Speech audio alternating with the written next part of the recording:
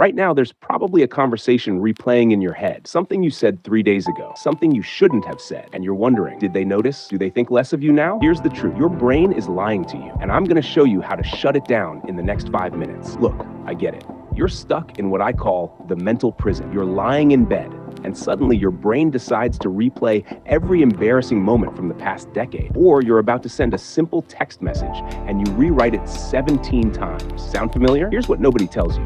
Overthinking isn't a personality trait, it's a habit. And just like biting your nails or checking your phone every 2 minutes, you can break it. Today, I'm giving you a technique so simple, a 10-year-old could do it, but it's so powerful, it's used by Olympic athletes and Navy SEALs. But first, let's talk about what's actually happening in your brain. Imagine your mind is like a web browser. Right now, you've got 47 tabs open. One tab is worrying about tomorrow's meeting. Another is replaying that awkward thing you said at lunch. Another is planning conversations that will never happen. And somewhere in there, one tab is playing music you can't even hear anymore. Your brain's doing this because it thinks it's protecting you. It thinks if you worry enough, you can control the outcome. But here's the kicker. You can't control what already happened, and you can't control what hasn't happened yet. You're just burning mental fuel on an empty road. And the worst part, while you're stuck in your head, life is passing by. Real conversations, real opportunities, real moments that actually matter. So here's the 5-minute technique. I call it the 3-3-3 reality check. And no, this isn't some meditation thing where you need to sit cross-legged humming. This works anywhere. In line at Starbucks, in your car, even in the middle of a meeting. Here's how it works. Step 1. Name 3 things you can see right now. Not in your head, in the actual room. Maybe it's your coffee cup, your phone, that weird stain on the ceiling you've been meaning to clean. Say them out loud or in your mind. I see my laptop. I see the lamp. I see my sneakers by the door. Why does this work? Because overthinking lives in the past and future. But your eyes, they only work in the present.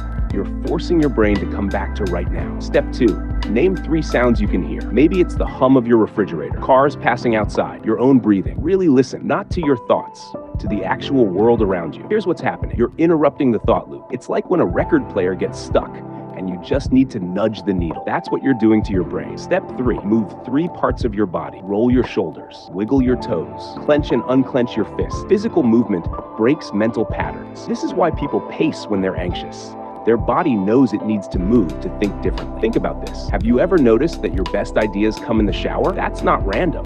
The warm water, the movement, the sensory experience, it gets you out of your head. Now, I know what you're thinking. This sounds too simple. My problems are complicated. Let me tell you about Sarah. She's a graphic designer from Chicago.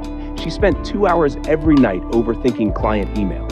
Did I sound professional enough? Did they hate the design? Should I send a follow-up? She couldn't sleep, couldn't focus on new projects. Her overthinking was costing her money and peace of mind. She tried this technique. First time, it felt weird. She thought, there's no way this helps. But she committed to doing it every time the overthinking started. Within a week, those 2-hour mental spirals dropped to 5 minutes. Within a month, she caught the thoughts before they even started. Here's the secret. Overthinking feels productive, but it's not. It's like running on a treadmill and expecting to get somewhere. The 3-3-3 technique, that's you stepping off the treadmill and onto actual ground. So here's your challenge. The next time you catch yourself spiraling, and you will, probably in the next hour, try this. 3 things you see, 3 things you hear, 3 body movements, 5 minutes. That's it. Your brain is the most powerful tool you own, but tools only work when you know how to use them. Stop letting your thoughts drive the car. You grab the wheel. Now go try it. And when it works, come back and let me know. Drop a comment, because I promise you, this is the video you'll come back to again and again. See you in the next one.